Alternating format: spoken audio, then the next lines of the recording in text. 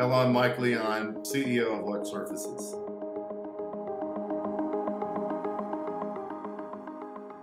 I'd like to welcome our next guest, Mike Leon of Luxe Surfaces.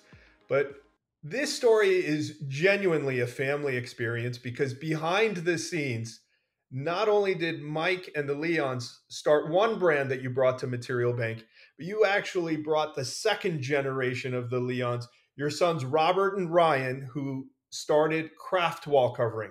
So why don't we start by having you share your story behind Luxe, which is where all of this started, Luxe Surfaces, as well as the inspiration behind how you got here today. You know, I started in university in Louisiana. My senior year in school, I met a gentleman at Career Day. Not knowing anything about the wall covering business, he was there. I went to his table, we met, and he gave me an opportunity to interview. And I went back to my hometown in Louisiana, Shreveport, Louisiana. I interviewed, and he didn't select me. He selected someone else, and I was so disappointed, that day. And I remember getting the news, and I thought, well, okay, what am I going to do now? You know, it's my first interview, the first time that I actually out of school now, graduated now. I'm looking for work. He called me. The guy didn't show up for work. He offered me the job, so I was his second choice, and that was 44 years ago. What an amazing story! And for the young ones listening, rule number one: show up. That's right. That's half of the. I think that's 50% of success is showing up every day and showing up well. You know, doing your best every day, but. His mistake was a big part of me being here for the last 44 years. Now, I'd love to let the audience know for Luxe Surfaces, as we migrate from Luxe to craft wall covering, I'd love for you to tell us what categories, what segments of wall covering do you sell to? And then a little bit about your selling process, because it's a bit different than many of the other wall covering industry players. Yeah, as a conversion company is what we're called. We convert design into wall covering. Our wall covering products becomes a little more technical because they meet specifications applicable for commercial application, but they still have to have a design aesthetic that's pleasing, that is on target, that the design community wants to specify. Luxe Surfaces, when we started it, we wanted to differentiate from what everyone else in the market was doing. We saw we went through the eras of the mundane, commodity-driven products that were effects from stones or textiles or different types of styles, and those had already been done. So we had to reverse that method. Instead of being able to, the commodity product was printed first and embossed last. We decided that we were going to emboss first and print last. It gave it a different effect. And when we did that one technique that was different from what the other products displayed and offered, we were able to present something that was very different. Now, let's talk about where the installations are taking place, because inside of this commercial segment, where for Luxe are you guys actually being installed? Primarily, we are in the hotel business, I would say. Hospitality has been very good to us over the years, and that's where the long runs are. So over the years of our existence, I mean, it's been primarily a hospitality brand. We've done the MGM Grand here in Las Vegas. We did Mohegan Sun in Connecticut. We did work in many hotels in Dallas, a few in California. We've worked on Four Seasons in Toronto. We did the Mandarin in Hong Kong. One more notable that I really love this hotel is Torrey Pines in La Jolla, right there at the end, right before you get to La Jolla. Beautiful part of the world. Beautiful part of the world. So over the years, it's been primarily a hospitality brand, but you can't in the wall covering business. You have to really create product where you have everyday business too, and which has been very very important. I don't want to make it sound like it's all a bunch of 10,000 yard runs and 50,000 yard runs. The business is made up of it's a quilt, right? It's everything that and anyone that's a project we want to be involved in all of those.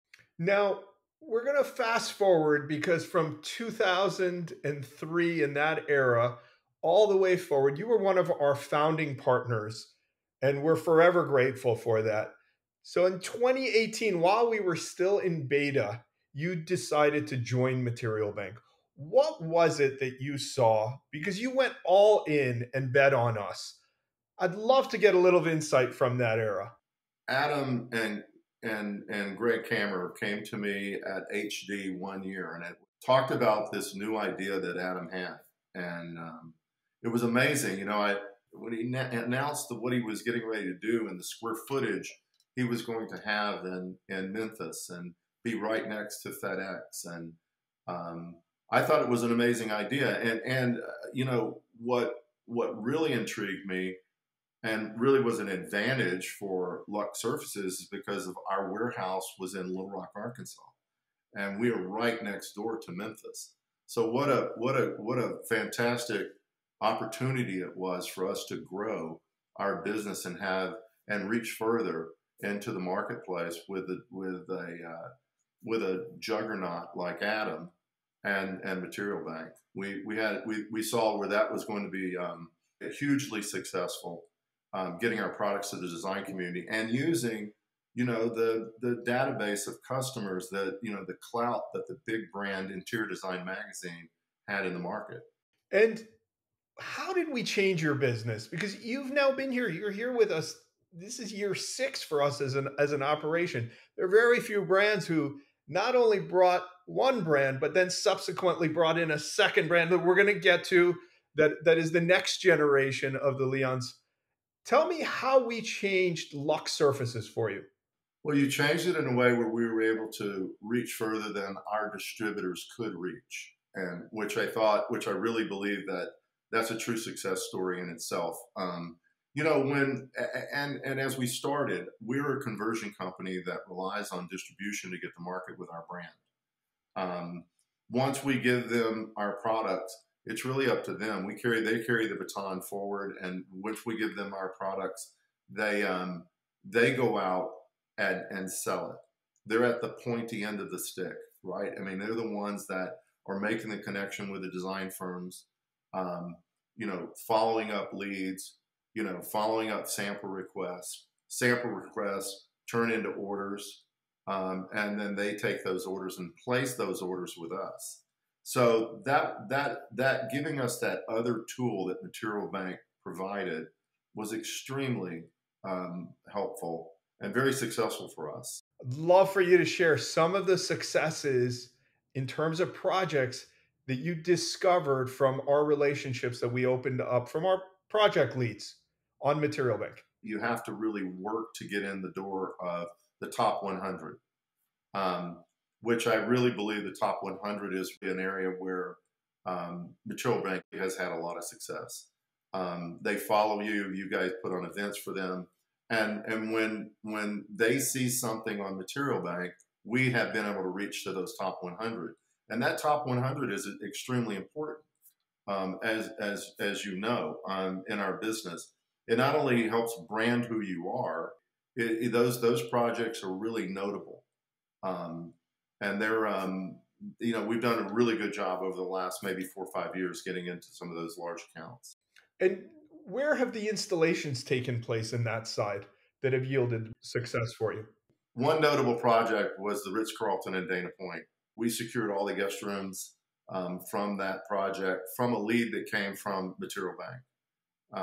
Very nice project, right on the water. And one of the nice things, I had an opportunity, my wife and I had an opportunity to stay at that hotel after the installation. It was wonderful. That's an amazing success story. Thank you for sharing that with us. Now, I'd love to take this moment to turn to the next generation. We spoke about you bringing two brands onto the platform. So Luxe Surfaces, we've got that covered for hospitality. You then helped your sons, the next generation, start their business called Craft Wall Covering. Tell us a little bit about what Robert and Ryan have been working on and why you decided to bring them to Material Bank. This has been a labor of love from a lot of different angles. Getting my sons in the business, it's been an honor to me to have them kind of follow in my footsteps to be in this business. As young kids, I remember them playing with my wall covering samples, and they worked for us at Luxe Surfaces when we had a showroom in Dallas. They worked for about 5 or 6 years on the phones, taking orders and sending sample requests out. And even cutting like our samples, we hand cut those in the very beginning. So they really learned the business hands-on when they were in high school and then in university at the same time. But when it was time for them to really figure out what they wanted to do, they, about 7 or 8 years ago, they decided that they wanted to get into the handmade wallpaper business. They didn't really want to get into anything that was made by machines. They wanted to do things by hand. They had an artistic and a creative bent to their background, and they really wanted to be involved in making handmade wallpaper. And as everything was turning digital, they really wanted to go handmade. And I looked at it and I go, well, there's not many companies out there that are doing handmade wall covering anymore. So this is really interesting. And they love Material Bank. They love it. They think that getting leads in from a source is truly rewarding and amazing. And it's kind of like pennies from heaven from them, because the way that they do their business, where they do it through distribution and they do it, in the marketplace with design. They don't have a large sales force, and so they're totally relying on Material Bank for their leads every day. Their business has grown nicely through that. What an amazing story. Do you have any success stories that they've had on Material Bank from leads that they've actually closed and installed? Oh, several. One out on the West Coast, Gensler in Los Angeles loves their product, their craft wood product. They've developed a relationship with Gensler in Los Angeles. One of the misconceptions is that Material Bank is expensive.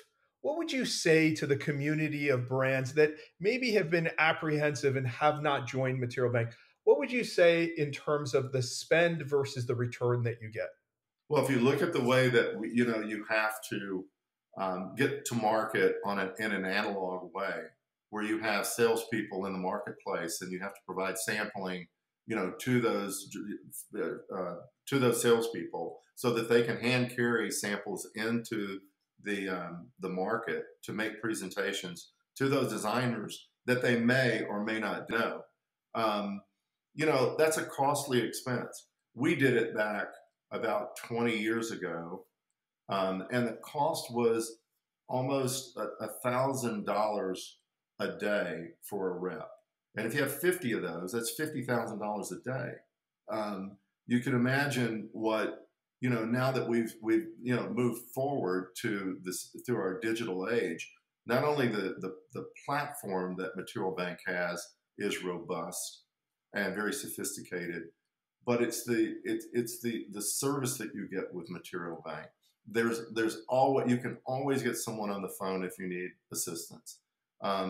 Not only that, but the leads that you receive from Material Bank are such quality that your hit ratio is double digit. Mike, on behalf of the entire team at Material Bank, I want to thank you, your wife Marie, your sons Robert and Ryan, for all of the support that you've given us. You've been an incredible partner, and we look forward to many more years of working together.